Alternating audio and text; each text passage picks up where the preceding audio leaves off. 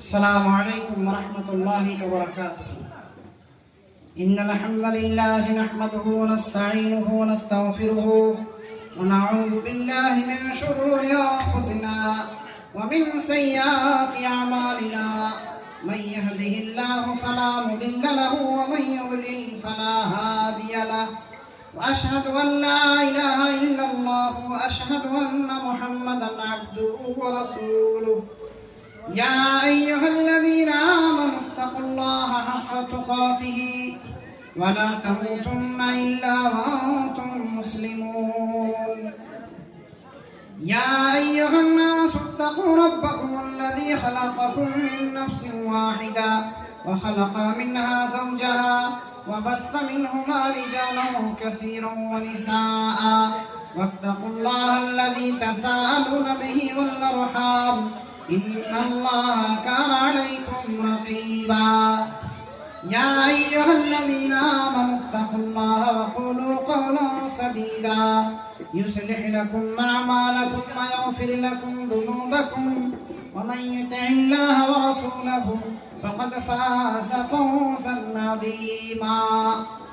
أما بعد فإن خير الحديث كتاب الله وخير الهدي هدي محمد صلى الله عليه وسلم وشر الأمور محدثاتها وكل محدثة بدعة وكل بدعة ضلالة وكل ضلالة في النار. فقد قال الله تعالى في كلامه المجيد وفي الفرقانه الحميد: فإذا قرأت القرآن فاستعذ بالله من الشيطان الرجيم.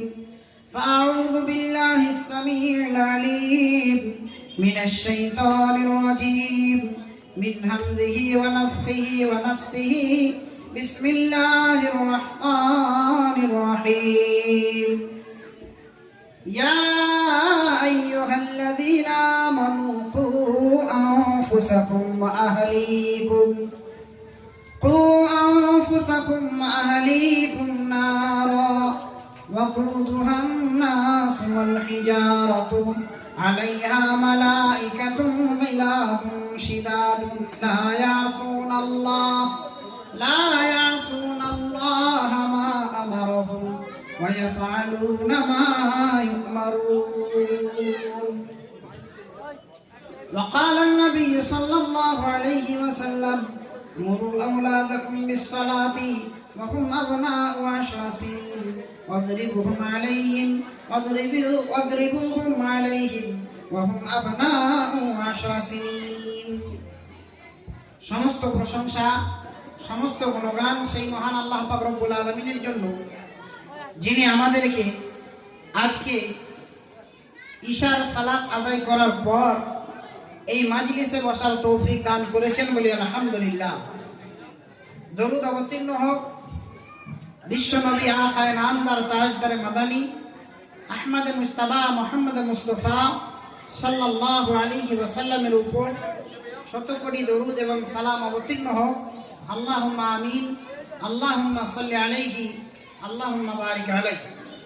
আমার সামনে বসে থাকা ছোট বড় দিনদার ভাই সকল, স্টেজে উপবিষ্ট মুরব্বিয়ানে ইকরাম, পর্দার আড়ালে মা ও বোনেরা, সবাইকে জানাই আমি আমার আন্তরিক শুভেচ্ছা ও অভিনন্দন।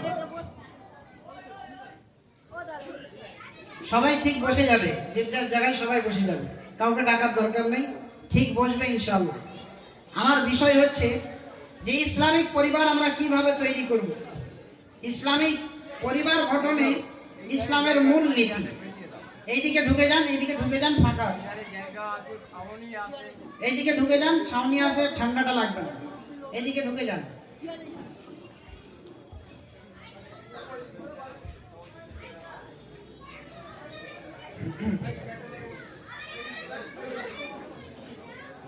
ভিতরে চলে আসুন, এদিকে ফাঁকা আছে।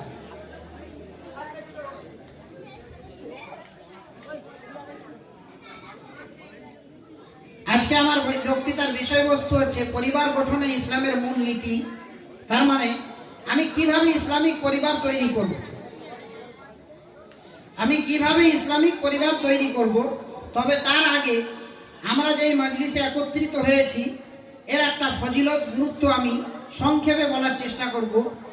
নবীজি সাল্লাল্লাহু আলাইহি ওয়াসাল্লাম বলছেন, আল্লাহ তাবারক ওয়া তাআলার কিছু ফেরেশতা প্রত্যেক দিন আসমানের নিচে বিভিন্ন দায়িত্বে থাকে। তার মধ্যে কিছু ফেরেশতা এমন থাকেন যারা এই ধরনের মজলিস খুঁজে বেড়ায় এবং তারা এই মজলিসকে যখন খুঁজে পায় সেই মজলিসটাকে তারা ঘিরে বসে যায়।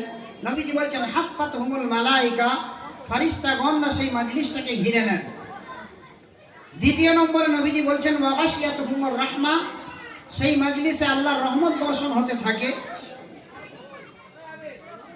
তৃতীয় নম্বরে নবীজি সাল্লাল্লাহু আলাইহি ওয়াসাল্লাম বলছেন, আনজালা আলাইহিমুস সাকিনা, তাদের উপরে আল্লাহর শান্তি বর্ষণ হতে থাকে এবং এই মজলিস শেষ হওয়া পর্যন্ত ওই ফেরেশতাগণ আলোচনা শুনতে থাকেন, বলুন সুবহানাল্লাহ। তারপরে মজলিস শেষ হয়ে যাওয়ার পর ফেরেশতাগণ আল্লাহর কাছে যান এবং সেখানে গিয়ে আল্লাহ তাবারক ওয়া তাআলা জানা সত্ত্বেও তাদেরকে সাক্ষী রাখার জন্য তাদেরকে জিজ্ঞাসা করেন, তোমরা আমার বান্দাদেরকে কোন অবস্থায় ছেড়ে আসলে? তখন ফেরেশতাগণ বলেন যে আমরা তোমার কিছু বান্দাকে দেখলাম যেখানে পৃথিবীতে অন্য অন্য বান্দারা কেউ খেলায়, কেউ গান বাজনায়, কেউ পয়সা ইনকামে, কেউ বিভিন্ন কাজে ব্যস্ত আছে। তাদের মধ্য থেকেই দেখলাম কিছু বান্দা, কিছু মানুষ যারা তোমার এবং তোমার রসুলের কোরআন এবং হাদিসের আলোচনা শুনছিল একত্রিত হয়ে। আল্লাহ তাবারক ওয়া তাআলা তাদেরকে জিজ্ঞাসা করবেন তাদের আশা উদ্দেশ্য কি? ফেরেশতাগণ বলবেন তাদের আশা হচ্ছে জাহান্নাম থেকে মুক্তি পাওয়া। আল্লাহ তাবারক ওয়া তাআলা বলবেন তারা কি জাহান্নাম দেখেছে? ফেরেশতাগণ বলবেন না, দেখেননি। আল্লাহ তাবারক ওয়া তাআলা বলবেন যদি দেখতো তাহলে কিভাবে তারা মুক্তি পাওয়ার চেষ্টা করত। তারপরে ফেরেশতাগণ আল্লাহ তাবারক ওয়া তাআলা জিজ্ঞাসা করবেন তারা আর কি চান? তখন ফেরেশতাগণ বলবেন তারা জান্নাত পেতে চান। আল্লাহ তাবারক ওয়া তাআলা বলবেন তারা কি জান্নাত দেখেছেন? ফেরেশতাগণ বলবেন না, জান্নাত দেখেননি। তখন আল্লাহ তাবারক ওয়া তাআলা বলবেন তারা যদি জান্নাত দেখতো তাহলে কেমন করে পাওয়ার আশা করত? আর কি চাই? তারা চাই তাদের জীবনের সমস্ত গুনাহকে যেন আল্লাহ তাবারক ওয়া তাআলা ক্ষমা করে দেন। তখন আল্লাহ তাবারক ওয়া তাআলা ফেরেশতাদেরকে সাক্ষী রেখে বলেন, হে আমার ফেরেশতারা, তোমরা সাক্ষী থাকো, ওই মজলিসে যারাই বসেছিল আমি তোমাদের সাক্ষী রেখে তাদের সমস্ত গুনাহকে ক্ষমা করে দিলাম, বলুন সুবহানাল্লাহ। ফেরেশতাগণ বলেন, ইয়া আল্লাহ, সেই মজলিসে কিছু এমন মানুষ ছিল যারা মজলিসে আসার উদ্দেশ্যে আসেনি, কোনো কাজে যাচ্ছিল, রাস্তা দিয়ে হেঁটে যাচ্ছিল, মজলিস দেখে বসে গিয়েছে, তাদের আল্লাহ তাবারক ওয়া তাআলা বলবেন তাদেরকেও ক্ষমা করে দিলাম। তো এটা হচ্ছে এই মজলিসের গুরুত্ব। আমরা অনেকেই মনে করি এই ধরনের ইসলামিক মজলিসের প্রয়োজন নেই।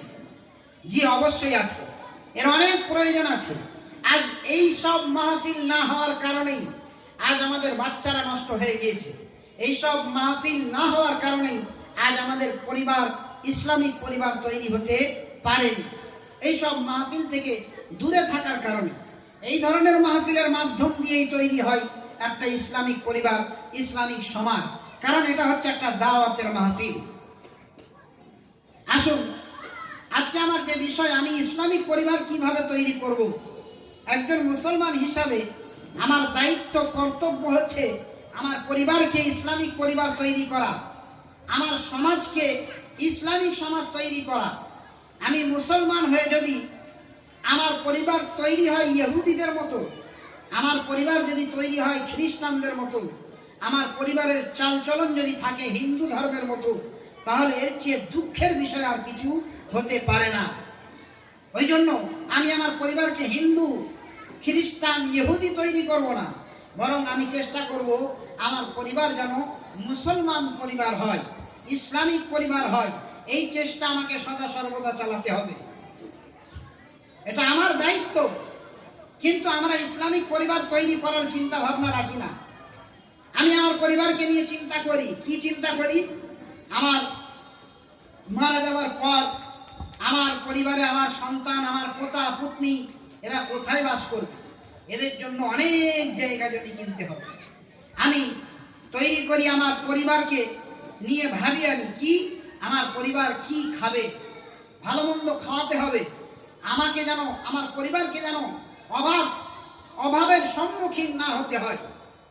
আমার পরিবারকে নিয়ে আমি ঘুরে বেড়াবো, আমার পরিবারকে নিয়ে আমি ऐश আরামের জীবন কাটাবো। একটা ধনসম্পদশালী ব্যক্তি হয়ে, একজন সম্ভ্রান্ত ব্যক্তি হয়ে পৃথিবীতে আমি আমার পরিবারকে নিয়ে বাঁচতে চাই। কিন্তু এই চিন্তা ভাবনাটাই আমাকে করা উচিত ছিল। যেমন পার্থিব চিন্তা ভাবনা করছি, আমার পরিবারকে নিয়ে আমার ছেলে কি খাবে, আমার ছেলে কি করবে, আমার মারা যাবার পর সে কি ইনকাম করবে, আমার মারা যাবার পর তার জায়গা জমি সম্পত্তি কতটা হবে, এটা যেমন ভাবা দরকার ছিল, এটা যেমন ভেবেছি তার চেয়ে 100 কোটি গুণ বেশি ভাবা দরকার ছিল আমি মারা যাবার পর আমার পরিবার ইসলামের উপরে কতটা কায়েম থাকবে, আমার পরিবার ইসলাম মেনে কতটা চলবে, আমার পরিবার কোরআন মেনে কতটা চলবে, আমার পরিবার সহি হাদিস মোতাবেক কতটা আমল করবে, আমার পরিবার বিশ্বনবী মুহাম্মদুর রাসূলুল্লাহ সাল্লাল্লাহু আলাইহি ওয়াসাল্লামের জীবনটাকে কতটা ফলো করবে, এটাই চিন্তা ভাবনা করা দরকার ছিল। যে শিক্ষা আমাদেরকে বিশ্বনবী মুহাম্মদুর রাসূলুল্লাহ সাল্লাল্লাহু আলাইহি ওয়াসাল্লাম দিয়েছেন যে আমি চলে যাওয়ার পর আমার উম্মতকে এমন তৈরি করে যাব তারা যেন আমি না থাকার পরেও ইসলামের উপরে কায়েম থাকে। তো এই চিন্তা ভাবনা আমাকে আপনাকে করতে হবে যে আমার পরিবারকে নিয়ে যেমন আমি দুনিয়াবি চিন্তা ভাবনা করছি, তো ঠিক আমার পরিবারকে নিয়ে যেন আমি আখিরাতের চিন্তা ভাবনাটাও করি। যেন আমার সন্তান পৃথিবীতে যেমন ভাবি আমার সন্তান অ্যাক্সিডেন্ট না হয়, আমার সন্তান অসুস্থ না হয়, এই ধরনের যত আছে যেমন ভাবি, তো ঠিক এমনটাও যেন ভাবি আমার সন্তান যেন জাহান্নামে না চলে যায়, আমার সন্তান যেন কবরে আযাব না খায়, আমার সন্তান যেন কাল কিয়ামতের মাঠে আল্লাহর সামনে অপমান না হয়ে যায়। এইসব চিন্তা ভাবনা আমাকে মাথায় ঢোকাতে হবে। শুধু আমার সন্তান নয়, এক কথায় আমার পরিবার, আমার আব্বা, আমার মা, আমার ভাই, আমার বোন, আমার সন্তান, আমার আত্মীয় স্বজন যেন আল্লাহর কাছে অপমান না হয়, এই চিন্তা ভাবনা আমাকে একজন মুসলিম হয়ে করতে হবে। মুসলিম হয়ে যেমন আমার দায়িত্ব আমি নিজে ইনকাম করে আমার পরিবারকে খাওয়াবো, আমি ইনকাম করব, আমার পরিবারের কাউকে যেন হাত না পাততে হয়, বেইজ্জতির রুজি যেন তার মুখে না ওঠে, যার কারণে যেমন তার মুখে রুজি তুলে দেওয়ার জন্য দিন রাত মেহনত করে যায়, কিভাবে ইনকাম করে আমার পরিবারকে আমি খাওয়াবো, তো ঠিক ইসলামিক দিকটাও আপনাকে ভাবতে হবে। আপনি দেখুন আমার সংসার আমি চালাই, আপনার সংসার আপনি চালাচ্ছেন, আরো অন্যের সংসার অন্যজন চালাচ্ছে, কিন্তু দিনের কাজে সব কাজ কে করবে? মলি সাহেব করবে। এটা ভুল চিন্তা ভাবনা। দিনের ব্যাপারে আপনার পরিবারকে যেমন দুনিয়ার জন্য আপনি কন্ট্রোল করছেন, আপনার পরিবারকে দিনের জন্য, ইসলামের জন্য আপনাকে কন্ট্রোল করতে হবে। আপনি তো অন্যের আশায় থাকেন না যে অন্যজন আমাকে ইনকাম করে এনে দেবে, সেই পয়সা দিয়ে আমি আমার সংসার চালাবো। আপনি এই চিন্তা করেন? কোনোদিন করেন না। আমি নিজে ইনকাম করে নিজের পরিবার চালাবো। তো আপনি কেন এটা ভাবেন না আমি নিজে এমন তৈরি হব যেভাবে তৈরি হয়ে আমি নিজে ইসলামিক পরিবার তৈরি করি। হ্যাঁ, জুম্মার খুতবা আলেম করবে, দাওয়াতের কাজ আলেম করবে। যে আলেমের অনেক দায়িত্ব আছে, কিন্তু একটা আলেমের যেমন দায়িত্ব আছে, একজন পরিবারের আপনি মালিক হয়ে আপনারও ঠিক তেমন দায়িত্ব আছে। কারণ নবীজি সাল্লাল্লাহু আলাইহি ওয়াসাল্লাম বলছেন, আলা কুল্লুকুম রাইন ওয়া কুল্লুকুম মাসউলুন আন রাইয়াতিহি। সাবধান, তোমরা সকলেই হচ্ছে একজন দায়িত্বশীল এবং তোমাদেরকে তোমাদের দায়িত্ব সম্পর্কে জিজ্ঞাসা করা হবে। আপনি কি? আমি দায়িত্বশীল। মুহাম্মদ সাল্লাল্লাহু আলাইহি ওয়াসাল্লাম এখানে কি বোঝাতে চাইলেন? আমি দায়িত্বশীল মানে কি? আমি ইনকাম করে আমার স্ত্রীকে খাওয়াবো, আমি ইনকাম করে আমার আব্বা মাকে খাওয়াবো, এই দায়িত্বশীল। যে এগুলো দায়িত্বের মধ্যে পড়ে, তারপরেও মুহাম্মদ সাল্লাল্লাহু আলাইহি ওয়াসাল্লাম এখানে দায়িত্বশীল বলতে বুঝিয়েছেন আপনার পরিবারকে ইসলামিক পরিবার তৈরি করার পেছনে আপনি হচ্ছেন একজন দায়িত্বশীল।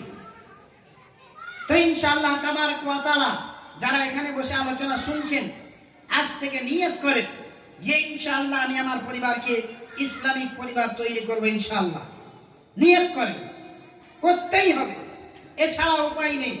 আপনি কি ভাবেন যে আমি এমনি দিন কাটাবো, ইনকাম করব, খাবো দাবো, ঘুমাবো, ব্যাস হয়ে গেল? জি না, এটা ভুল চিন্তা ভাবনা।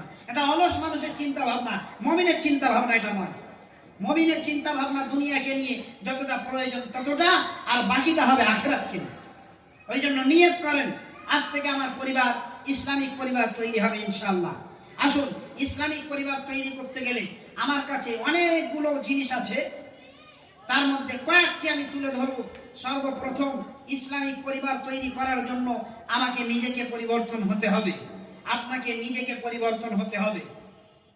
আল্লাহ তাবারক ওয়া তাআলা আল কুরআনুল কারীমের মধ্যে বলছেন কি, আউযু বিল্লাহি মিনাশ শাইতানির রাজীম, ইয়া আইয়ুহাল্লাযীনা আমানু কু আনফুসাকুম ওয়া আহলিকুম নারা وقودها الناس والحجارة عليها ملائكة غلاظ شداد لا يعصون الله ما أمرهم ويفعلون ما يؤمرون يا أيها الذين آمنوا قوا أنفسكم হে বিশ্বাসীগণ, তোমরা নিজেরা প্রথমে নিজেদেরকে বাঁচাও, তারপরে ওয়া আহলিকুম তোমার পরিবারকে বাঁচাও, নারান কোথা থেকে?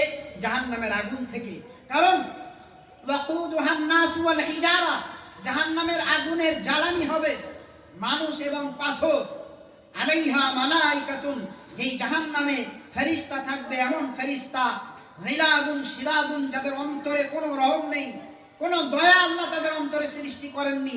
লা ইয়াসুনাল্লাহ মা আমারাহুম, তারা আল্লাহর কথাকে অমান্য করে না, অবাধ্য হয় না। ওয়া ইয়াফআলুনা মা ইউমারুন, আল্লাহ তাদেরকে যেটা বলেন সেটাই করেন, আল্লাহ তাদেরকে যা বলেন তারা সেটাই করেন। এই জাহান্নাম থেকে আপনাকে নিজেকেও বাঁচতে হবে, আপনার পরিবারকেও বাঁচাতে হবে। আপনাকে আগে নিজে পরিবর্তন হতে হবে। আপনি আজ থেকে নিয়ত করুন, আপনি সালাত আদায় করেন না, আজ থেকে আপনি নিয়ত করুন, আজ থেকে আপনি সালাত আদায় করবেন। আজ থেকে নিয়ত করুন, আপনার চেহারাতে সুন্নাত নেই, আজ থেকে আপনি নিয়ত করুন আপনি সুন্নাত আনবেন আপনার চেহারাতে। আপনি নিয়ত করুন আজ থেকে, আপনার ভিতরে যদি কোনো হারাম জিনিস জড়িয়ে থাকে ইনশাআল্লাহ সেটা ত্যাগ করব। কারণ কু আনফুসাকুম, আল্লাহ বলছেন আগে তুমি নিজেকে বাঁচাও, আপনি নিজে আগে ইসলামিক তৈরি হন, আপনি নিজে একজন খাঁটি মুসলিম তৈরি হন, নয়তো আপনার পরিবার আপনার কথা শুনবে না। বলুন, একটা সাধারণ জিনিস, আমি যদি নামাজ না পড়ি আর আমার সন্তানকে যদি বলি নামাজ পড়ো, সে নামাজ পড়বে? বলুন, সে নামাজ পড়বে? ওই জন্য ইসলামিক পরিবার তৈরি করতে গেলে আগে আপনাকে নিজেকে পরিবর্তন হতে হবে। আমার পরিবারকে পরিবর্তন করার জন্য আমি নিজেকে পরিবর্তন করব ইনশাআল্লাহ, আজ থেকে ওয়াদা করলাম।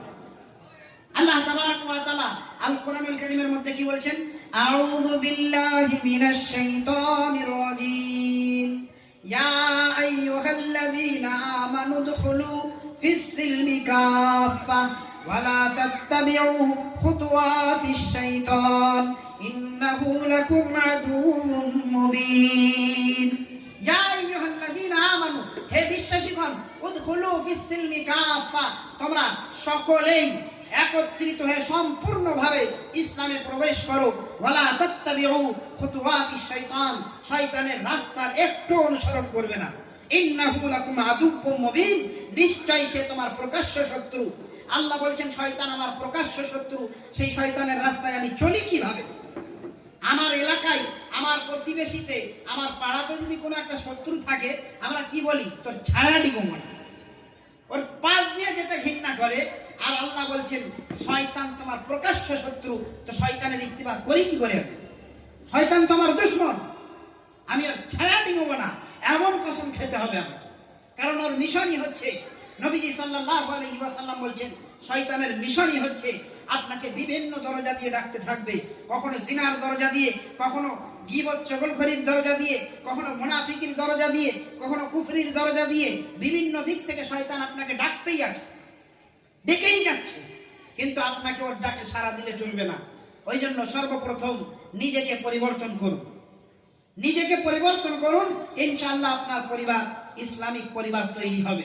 আরো একটা কথা, আপনার পরিবারকেও শয়তান দিন রাত্রি ডাকছে, যে আপনার পরিবারেরও দুশমন, আপনারও দুশমন। তো শয়তান আপনার পরিবারকে দিন রাত্রি ডাকছে, আপনি আপনার পরিবারকে বাঁচাবেন না? শয়তানের ডাক থেকে আপনার পরিবারকে অবশ্যই বাঁচাতে হবে। ওই জন্য আগে নিজেকে পরিবর্তন করুন, নিজেকে পাক্কা মুসলমান তৈরি করুন, নামাজি হন, সুন্নতি চেহারা তৈরি করুন। এছাড়াও ইসলামের যত বিধিবিধান আছে আপনি আজ থেকে অন্তরে মেনে নিন যে আমি একজন পাক্কা সাচ্চা মুসলমান হব ইনশাআল্লাহ। তারপরে আপনার পরিবার তৈরি হবে।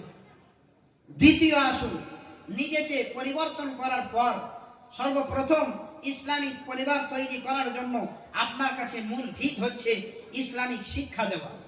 আপনার সন্তানকে আপনি দ্বীনি শিক্ষা দিন, আপনার স্ত্রীকে আপনি দ্বীনি শিক্ষা দিন, আপনার আব্বা, আপনার ভাই, আপনার মা, ছোট বলে না, যেই হোক, যদি তাদের কাছে দ্বীনি শিক্ষা না থাকে আপনি তাদেরকে দ্বীনি শিক্ষা দিন।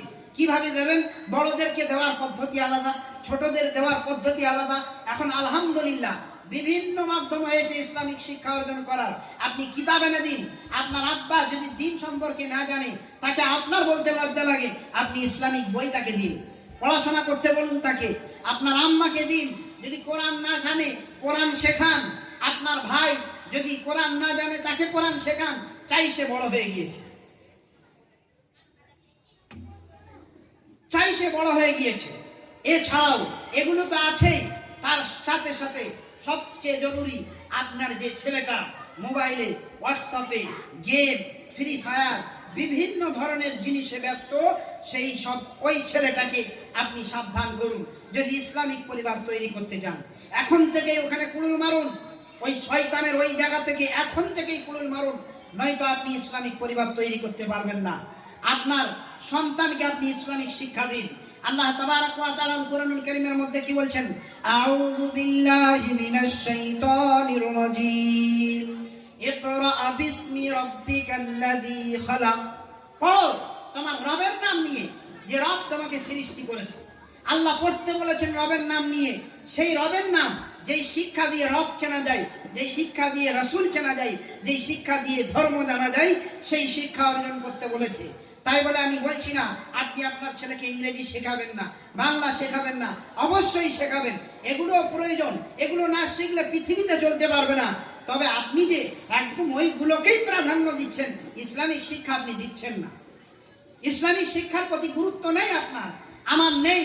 এর প্রমাণ ইংলিশ মিডিয়ামে কামাই হবে না, যতই বিয়ে বাড়ি খাবো, নানির বাড়ি যা কামাই হবে না, ইংলিশ মিডিয়ামে যেতেই হবে। ম্যাডাম বলে দিয়েছে না আসলে খুব ক্ষতি আছে, ওই জন্য বিয়ে বাড়ি হোক আর নানির বাড়ি যাক, নানির বাড়ি ব্যাগের স্কুলের ব্যাগটা পর্যন্ত নিয়ে যায়, নানির বাড়ি থেকে স্কুলে যাবে। কিন্তু কোনোদিন আপনি দেখাতে পারবেন নানির বাড়ি থেকে ছেলেটা বক্তব্যে পড়তে এসছে? এটাই প্রমাণ যে আমি ইসলামিক শিক্ষাকে গুরুত্ব দিই না।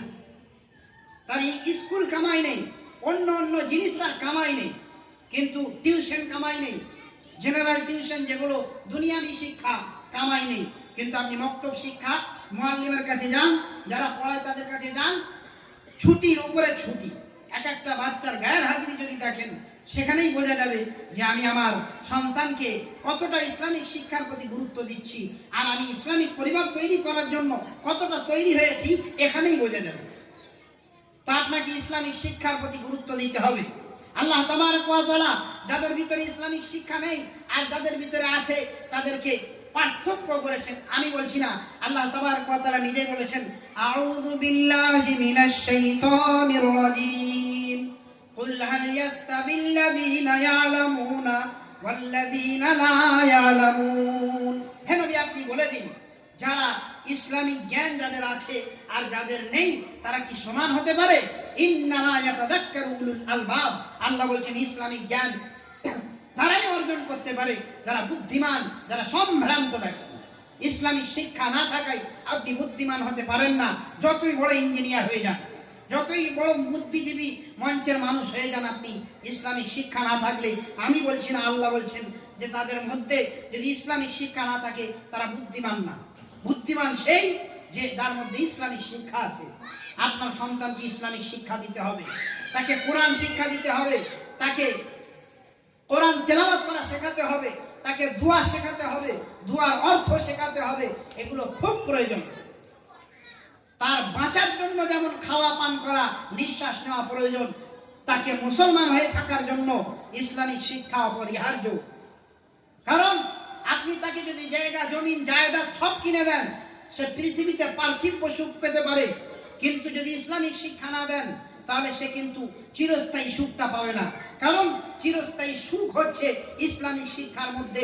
নবীজি বলছেন, মান সালাকা তরিকান ইয়ালতামিসু বিহি ইলমান সাহহালাল্লাহু বিহি তরিকান ইলাল জান্নাহ। যে ব্যক্তি ইসলামিক শিক্ষা অর্জন করার জন্য বাড়ি থেকে বার হলো এবং ইসলামিক শিক্ষা অর্জন করার উদ্দেশ্য করলো, আল্লাহ তার জন্য জান্নাতের রাস্তাকে সহজ করে দেন। বলুন সুবহানাল্লাহ।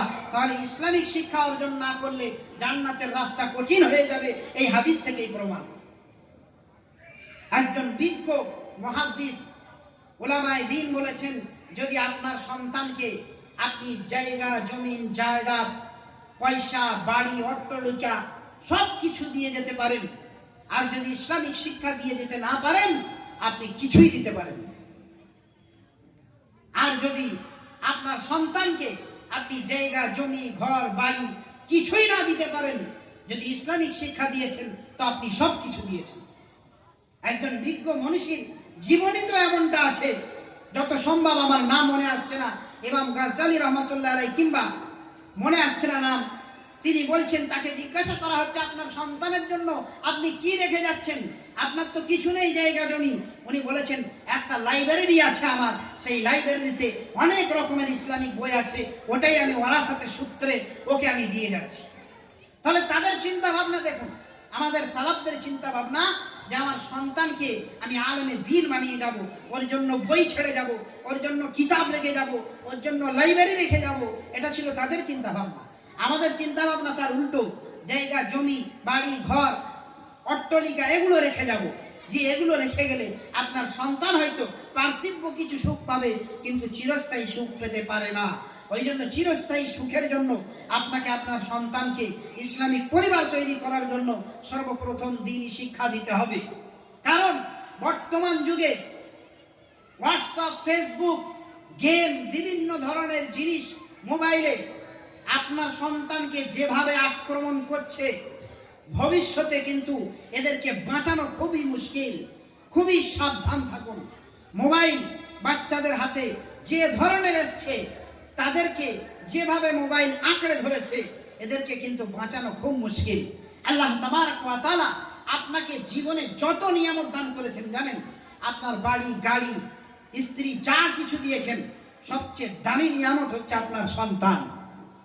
জিজ্ঞাসা করবেন সেই বাপ মাটাকে যাদের সন্তান নেই, সন্তান কত বড় নিয়ামত। জিজ্ঞাসা করবেন সেই বাপ মাটাকে যাদের সন্তান হারিয়ে গিয়েছে কিংবা পৃথিবীতে এসছিল চলে গিয়েছে, সন্তান কত বড় নিয়ামত। আপনি আপনার জায়গা জমি বাঁচাবার জন্য মজবুত দলিল করেন, উকিলকে বলছেন এমন দলিল করবেন যেন কেউ হেরফের করে দিতে না পারে। আপনি মজবুত বাড়ি তৈরি করছেন, এমন ভিত তৈরি করো যেন 200 বছর 300 বছর আমার বংশের লোক এই বাড়িতে বাস করতে পারে। তাহলে আপনার সন্তানের ব্যাপারে এমনটা কেন ভাবছেন না? আপনার সন্তানের ব্যাপারে এমনটা কেন ভাবছেন না? তার ভিতটা কেন আপনি মজবুত করতে চাচ্ছেন না? এই বাড়ি গাড়ি জায়গা জমি এগুলো তো নিয়ামত, আর এই নিয়ামতের মধ্যে সবচেয়ে দামি নিয়ামত হচ্ছে আপনার সন্তান। তো তাৎক্ষণিক নিয়ামতের জন্য মজবুত দলিল করেন, মারপিট করেন, জান দিয়ে দেন। আপনার সন্তান আপনাকে আল্লাহ তাবারক ওয়া তাআলা যত নিয়ামত দান করেছেন, আপনার সন্তান সবচেয়ে বড় নিয়ামত। আর এই নিয়ামতটাকে আপনি মজবুত কেন তৈরি করতে চান না? এর দলিলটা কেন পাকা করতে চান না? এর ভিতটা কেন মজবুত করতে চান না? আজ থেকে নিয়ত করুন, কিছু না করে হলেও ভিক্ষা করে হলেও আমার সন্তানকে আমি ইনশাআল্লাহ ইসলামিক শিক্ষা দান করবো ইনশাআল্লাহ। দুঃখের বিষয় না এটা যে আপনি মারা যাবেন, আপনার জানাজাটা অন্য কেউ পড়াবে, এটা কি দুঃখের বিষয় না? আপনার মাগফিরাতের জন্য অন্যজন আল্লাহুম্মা গফির লাহু ওয়ারহামহু এই দোয়া পাঠ করবে, তার অন্তরে কতটা দয়া, সে তো তার দায়িত্ব পালন করার জন্য কাজ করছে। এই কথাটাই আপনার সন্তান যখন খালি অন্তরে বলবে, অবশ্যই আল্লাহ আপনাকে মাগফিরাত করবে, আল্লাহ আপনাকে ক্ষমা করবে। আপনার সন্তান যখন একজন সন্তান যখন তার আব্বার জানাজা পড়াবে, তার আম্মার জানাজা পড়াবে, তার বুক থেকে যে দরদ যে বেদনা আর সেই ইলাহিতে পৌঁছাবে, কোন ইমাম কোন মলি সাহেবের অন্তর থেকে অত দরদ অত বেদনা আর সেই ইলাহিতে পৌঁছাবে না। এটা একটা কমন কথা, এটা কোনো লজ্জার বিষয় না, এটা একটা সাধারণ কথা। তার উপরে তার মুখ থেকে অত দরদের কথা বার হবে না। তো আপনার আপনার পরিবারকে বাঁচানোর জন্য যেমন খুব সিরিয়াস হয়ে গেলে ডাক্তারের পায়ে ধরেন, তার কাছে গিয়ে যেমন চোখ থেকে পানি ফেলতে, নিজের ইজ্জতটা শেষ করতে কিছু মনে করেন না, তো ঠিক আপনার কাছ থেকে জাহান্নাম থেকে বাঁচাবার জন্য আপনার পরিবারকে, আপনার সন্তানকে জাহান্নাম থেকে বাঁচাবার জন্য লজ্জা করবেন না। আজ থেকে নিয়ত করুন যে ইসলামিক শিক্ষা দেবো আমি। আপনার সন্তানকে যদি জিজ্ঞাসা করা হয় আল্লাহ কোথায়, বলতে পারবে না। আপনি কি শিক্ষা দিয়েছেন? আমরা বলি মুসলমান, আপনি কি শিক্ষা দিয়েছেন? যদি বলি আল্লাহ কোথায়, হাতটা খুব জোর দেখাতে পারবে, উপরে এতটা বলতে পারবে। আল্লাহর আরশ কি? আল্লাহর আরশ কোথায়? তাওহীদে উলুহিয়াত কাকে বলে? রুবুবিয়াত কাকে বলে? আসমা ও সিফাত কাকে বলে? আল্লাহর আকার আছে না আল্লাহ নিরাকার? এমন বিষয়, যে বিষয়গুলো জানা না থাকলে আপনার নামাজ, রোজা, হজ, যাকাত কিছুই কবুল হবে না। এই সম্পর্কে আপনি কতটা শিক্ষা দিয়েছেন? আপনি এই শিক্ষা দিয়েছেন কি আপনার সন্তানকে পৃথিবীর সমস্ত জিনিসের আগে সবথেকে বেশি ভালোবাসতে হবে মুহাম্মদুর রাসূলুল্লাহ সাল্লাল্লাহু আলাইহি ওয়াসাল্লামকে নিজের প্রাণের চেয়েও বেশি ভালোবাসতে হবে, এই শিক্ষা কি দিয়েছেন?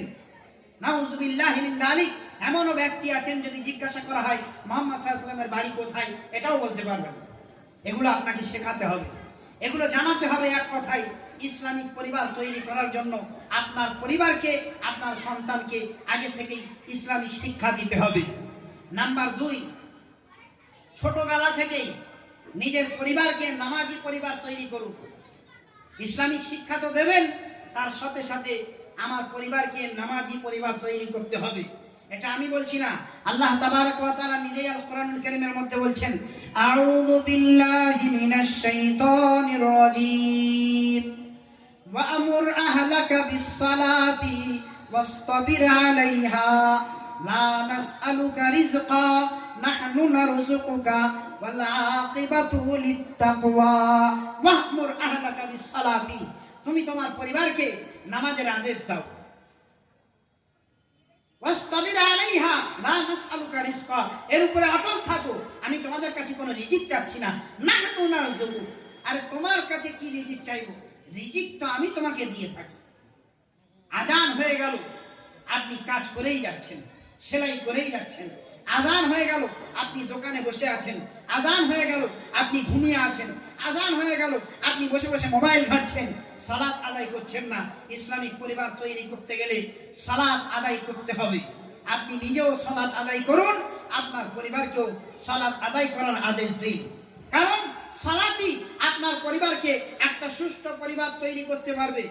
আল্লাহ তাবারক ওয়া তাআলা কোরআনুল কারীমের মধ্যে বলছেন কি, আউযু বিল্লাহি মিনাশ শাইতানির রাজীম উতলু মা উহিয়া ইলাইকা মিনাল কিতাবি ওয়া আকিমিস সালাহ ইন্নাস সালাতা তানহা আনিল ফাহশাই ওয়াল মুনকার ওয়া লাযিকরুল্লাহি আকবার।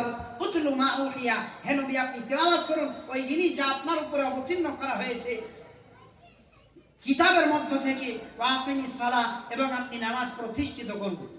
নামাজ পড়ুন না, নামাজ প্রতিষ্ঠিত করুন। নামাজ প্রতিষ্ঠিত মানে, নামাজ প্রতিষ্ঠিত মানে হচ্ছে আপনিও নামাজ পড়বেন, আপনার পরিবারকেও পড়াবেন, আপনার সমাজকে, আপনার পাড়া প্রতিবেশীকে আপনি নামাজি বানাবেন।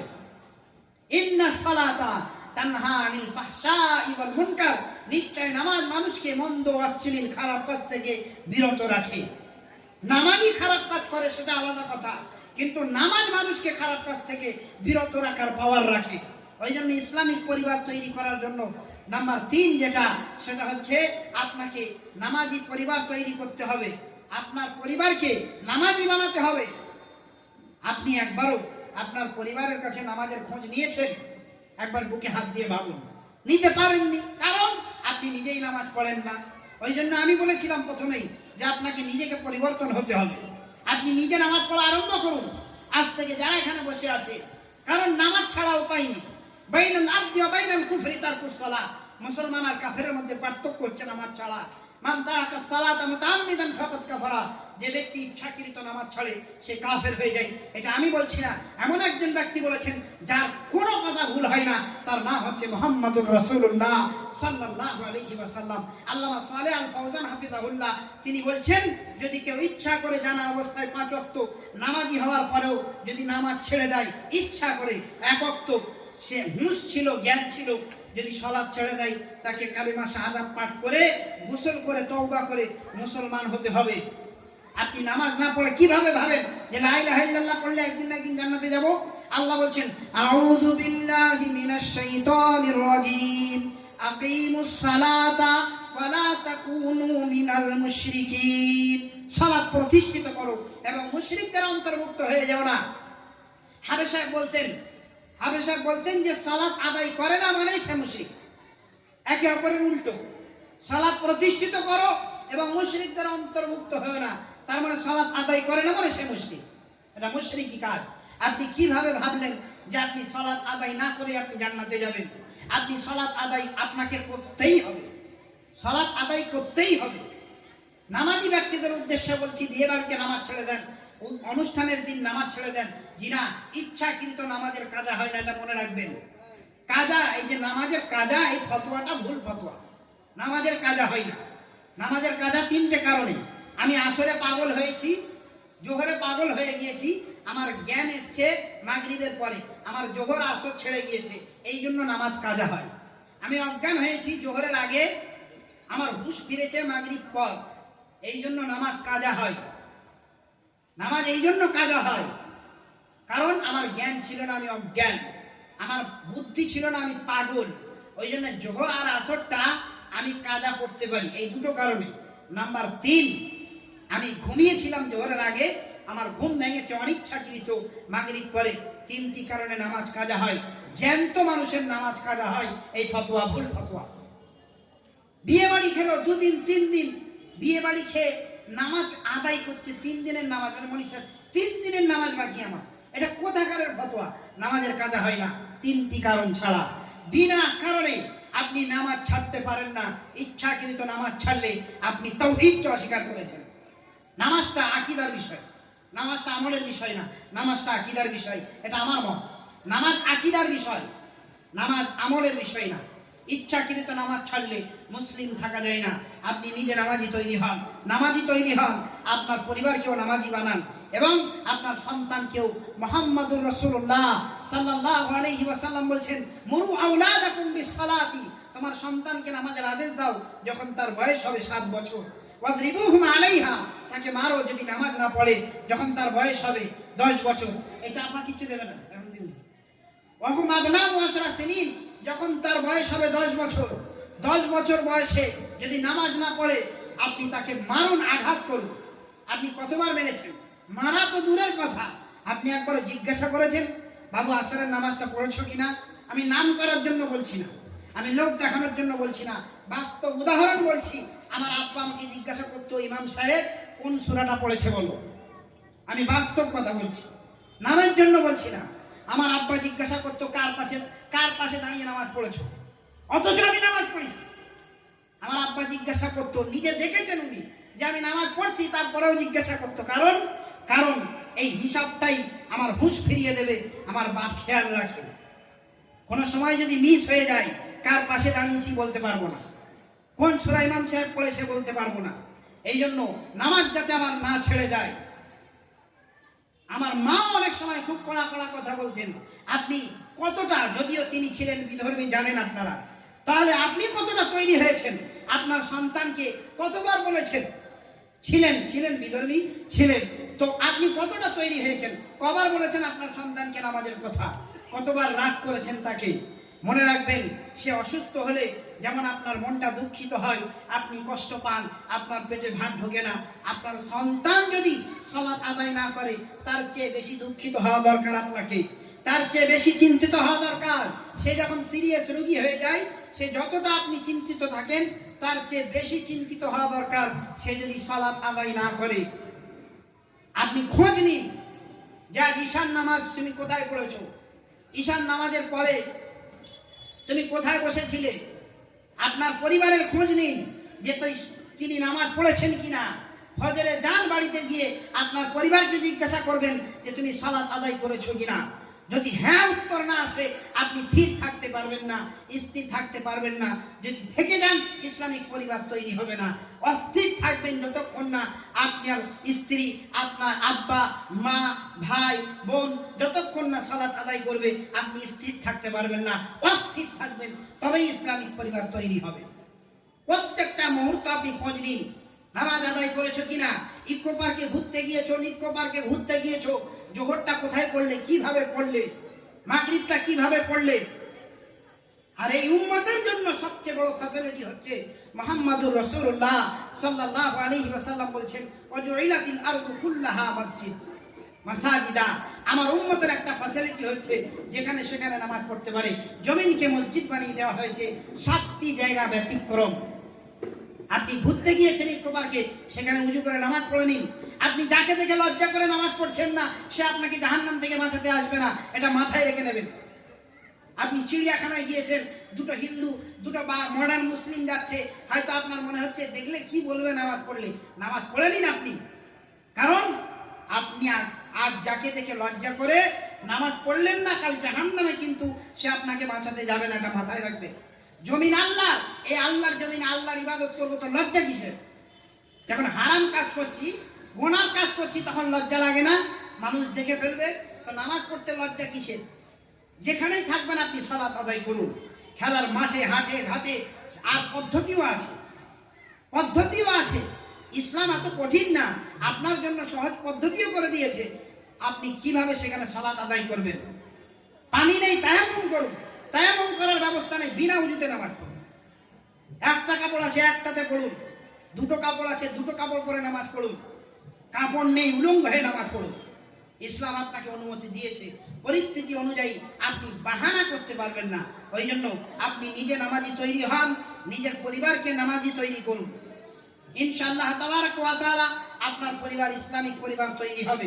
আপনি মাথায় রাখবেন না এটা যে আজ যুগের মতো আমার পরিবারটা আছে কিনা। আজ সমাজ যেভাবে প্রতিষ্ঠিত হয়েছে, আমার বাড়িটা এমন কিনা আপনি এটা ভাববেন না। বরং আপনি ভাববেন, আপনি চিন্তা ভাবনা রাখবেন যে আপনার পরিবারটা কি সেই মুহাম্মদুর রাসূলুল্লাহ সাল্লাল্লাহু আলাইহি ওয়াসাল্লামের পরিবারের মতো। আমার পরিবারের সঙ্গে কি তার পরিবারের মিল খায়, এই চিন্তা ভাবনা আপনাকে রাখতে হবে। অতঃপর আপনি নিজেও নামাজি হন, আপনার পরিবারকেও নামাজি বানান। ইসলামিক পরিবার তৈরি করতে গেলে নামাজি পরিবার তৈরি করতে হবে। আসুন, নাম্বার 4, ইসলামিক পরিবার তৈরি করার জন্য নাম্বার 4 এবং গুরুত্বপূর্ণ বিষয়, সেটা হচ্ছে কি? আমর বিল মারুফ নাহি আনিল মুনকার। আপনার পরিবারকে সদা সর্বদা ভালো কাজের আদেশ করতে হবে, মন্দ কাজ থেকে বাধা দিতে হবে। ইসলামিক পরিবার তৈরি করার জন্য আপনার পরিবারকে সদা সর্বদা ভালো কাজের আদেশ করতে হবে, মন্দ কাজ থেকে বাধা দিতে হবে। আপনি নিজের চোখে দেখছেন আপনার মেয়েটা বেপরদায় বিয়ে বাড়িতে চলে গেল, তাহলে মনে রাখবেন আপনি ইসলামিক পরিবার তৈরি করতে পারছেন না, আপনি হেরে গিয়েছেন। আপনি তাকে আদেশ করুন বোরকা পরে হিজাবের সঙ্গে সে যেন বিয়ে বাড়ি খেতে যায়। বাড়ি থেকে যখন বার হবে সে যেন হিজাবের সঙ্গে বার হয়। শুধু এটা নয়, আপনার সন্তানকে দেখছেন মোবাইলে গান শুনছে, আপনি তাকে তৎক্ষণি মানা করুন। আমর বিল মারুফ নাহি আনিল মুনকার, ভালো কাজের আদেশ করতে হবে, মন্দ কাজ থেকে লাগাতার বাধা দিতে হবে। কঠোর হতে হবে আপনাকে, তবেই আপনার পরিবার ইসলামিক পরিবার তৈরি হবে। আল্লাহ তাবারক ওয়া তাআলা বলেন, আউযু বিল্লাহি মিনাশ শাইতানির রাজীম, কুনতুম খায়রা উম্মাতিন উখরিজাত লিন-নাসি তা'মুরুনা বিল মারুফি ওয়া তানহাউনা আনিল মুনকারি ওয়া তু'মিনুনা বিল্লাহ। কুনতুম খায়রা উম্মাহ, তোমরা হবে সবচেয়ে শ্রেষ্ঠ জাতি। তা'মুরুনা বিল মারুফ, তোমাদের কাজ কি? তোমরা ভালো কাজের আদেশ করবে, মন্দ কাজ থেকে বাধা দেবে। এখন আপনি ভালো কাজের আদেশ বলতে কি ওই মসজিদ থেকেই বার হতে হবে এমন কি মানে আছে নাকি? আপনাকে স্টেজে বক্তৃতা করতে হবে এরকম কোনো মানে আছে নাকি? ভালো কাজের আদেশ আপনি আপনার পরিবার থেকে শুরু করুন। মন্দ কাজ থেকে বাধা দিন আপনার পরিবারকে। ফালতু সময় কাটাচ্ছে, ফিল্ম, গান, বাজনা, আপনি বাধা দিন। আপনার সামনে হারাম কাজ করছে আপনার সন্তান, আপনি তাকে বাধা দিন। যদি বাধা না দিতে পারেন তো ইসলামিক পরিবার তৈরি হয়নি। ইসলামিক পরিবার তৈরি করার জন্য আপনাকে ভালো কাজের আদেশ করতে হবে, মন্দ কাজ থেকে বাধা দিতে হবে। একজন ব্যক্তি তিনি তার সন্তানদেরকে নিয়মিত কিছু উপদেশ দিতেন, ভালো কাজের আদেশ করতেন, মন্দ কাজ থেকে বাধা দিতেন, যার কথাটা আল্লাহর এত ভালো লেগেছে। আল্লাহ তাবারক ওয়া তাআলা আল কুরআনুল কারীমের মধ্যে তার কথাগুলো পরস্পর তুলে ধরেছেন। সেই বিখ্যাত লোকটির নাম হচ্ছে লুকমান হাকিম। আল্লাহ তাবারক ওয়া তাআলা আল কুরআনুল কারীমের মধ্যে বলছেন, আউযু বিল্লাহি মিনাশ শাইতানির রাজীম ওয়া ইয ক্বালা লুকমানু লিইবনিহি ওয়া হুয়া ইয়াইদুহু ইয়া বুনাইয়া লা তুশরিক বিল্লাহ ইন্নাশ শিরকা লাযুলমুন আযীম। আর স্মরণ করো যখন লুকমান তার সন্তানকে বলল উপদেশ দিতে গিয়ে, ইয়া বুনাইয়া লা তুশরিক বিল্লাহ, হে আমার সন্তান কোনোদিন আল্লাহর সঙ্গে শিরিক করবে না, ইন্নাশ শিরকা লাযুলমুন আযীম, নিশ্চয় শিরকটা হচ্ছে সবচেয়ে বড় অন্যায় অত্যাচার। তাহলে সর্বপ্রথম তিনি তার সন্তানকে শিরক থেকে বাঁচালেন। আপনি বাঁচিয়েছেন শিরক থেকে? আপনার সন্তান কোন কোন জায়গায় গিয়ে শিরক করছে না করছে, বিদআত থেকে আপনি তাকে কোনোদিন বাধা দিয়েছেন? বিখ্যাত লোকটি তিনি তার সন্তানকে শিরক থেকে বাধা দিচ্ছেন, উপদেশ দিচ্ছেন শিরক করো না। দ্বিতীয়, ওয়াসাইনাল ইনসানা বিওয়ালিদাইহি, সদা সর্বদা আল্লাহ তাবারক ওয়া তাআলা বলছেন আমি ওসিয়ত করেছি মা বাবার সঙ্গে ভালো সৎ ব্যবহার করতে, মা বাবার সঙ্গে সৎ ব্যবহার করতে। লুকমান হাকিম তার সন্তানকে উপদেশ দিচ্ছেন। লুকমান হাকিম তার সন্তানদেরকে আদেশ দিচ্ছেন যে মা বাবার সঙ্গে অবাধ্যতা করবে না। আপনি কোনোদিন বলেছেন এই কথা? সে তো আপনার অবাধ্য হবেই, সে তো আপনার অবাধ্য হবেই। তিনি মা বাবার সঙ্গে সৎ ব্যবহারের কথা বলেছেন। তারপরে তিনি কি বলেছেন?